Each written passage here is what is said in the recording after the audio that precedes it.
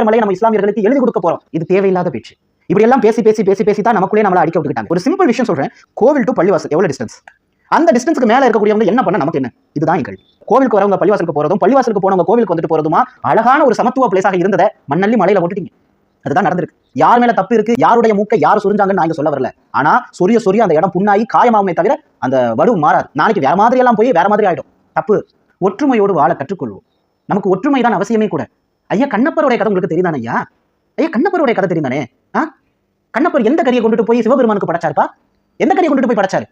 உங்களுக்கு அந்த கதையெல்லாம் தெரியும் இல்லையா?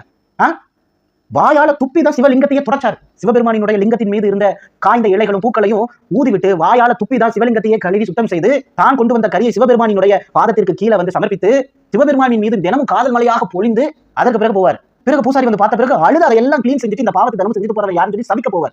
அது பிறகு பூசாரிக்கு கனவுல வந்து கண்ணப்பனினுடைய பக்தியை பத்தி உனக்கு தெரியாத, நாளைக்கு வந்து ஓரமா நின்று இந்த டைம்ல நின்று வேடிக்கை பாருன்னு சொல்லும் போது இவர் வேடிக்கை பார்ப்பார். அப்ப பாத்தீங்கன்னா சிவபெருமானினுடைய லிங்கத்துல 2 கண்கள் இருக்கு. அந்த கண்கள்ல ஒரு கண்கள்ல ரத்தம் வருது. ஒரு கண்கள்ல ரத்தம் வரும்போது என்ன பண்றதுன்னு தெரியாம ரத்தத்தை வந்து தன் கைகளால தன் உடைகளால துடைக்க பார்க்கிறார். மீறி வருது. உடனே தன் கண்ணையே கொடுப்பதற்கு தன் கையில வச்சிருந்த வில்ல வளைச்சு தன் கண்ணை குத்தி சிவபெருமானினுடைய லிங்கத்துல பொறுத்துறாரு. அந்த லிங்கத்திலிருந்து வடிந்து வந்த ரத்தமானது அப்படியே நிக்குது. நின்ன உடனே மறுகண்ல ரத்தம் வர ஆரம்பிக்குது. இப்போ ஒரு கால தூக்கி சிவபெருமானினுடைய மற்றொரு கண்ணுல வைக்கிறார். அந்த பெருவரல் கரெக்டா அந்த கண்ணுக்கு பக்கத்துல வைக்கிறார். ஏன் அப்படின்னா இந்த கண்ணை எடுத்துட்டு நமக்கு கண்ணு தெரியாம போயிடும். கண்ணு தெரியாம போயிடுச்சுன்னா எப்படி கண்ணை கொண்டு போய் கரெக்டா பொறுத்துறது? அதனால ஒரு டைரக்ஷனுக்காக வச்சுட்டு இன்னொரு கண்ணையும் பிடுங்குவதற்காக ஈட்டியை எடுத்து சென்றார் என்பதுதான் வரலாறு. கண்ணப்பன் சிவபெருமானுக்கு காய்கறியா படைச்சாரு, கறி படைச்சாருங்க. அந்த கறியை ஏற்றுக்கொள்வான் இறைவன். சிக்கந்தர் பாபாவினுடைய தர்காவில கடா வெட்டி கோழி வெட்டி ஏழைகளுக்கு சமபந்தி சமத்துவ பந்தி போட்டு விருந்து வச்சா ஏத்துக்க மாட்டானோ? எப்படி இருக்குது? உணவு என்பது உன்னுடைய உரிமை, உன்னுடைய உணர்வு. அது உனக்கு வேற மாதிரி இருக்கும், எனக்கு வேற மாதிரி இருக்கும். இதை கடவுள்கள் பல வடிவத்துல சொல்லியிருக்காரு. பல வடிவத்துல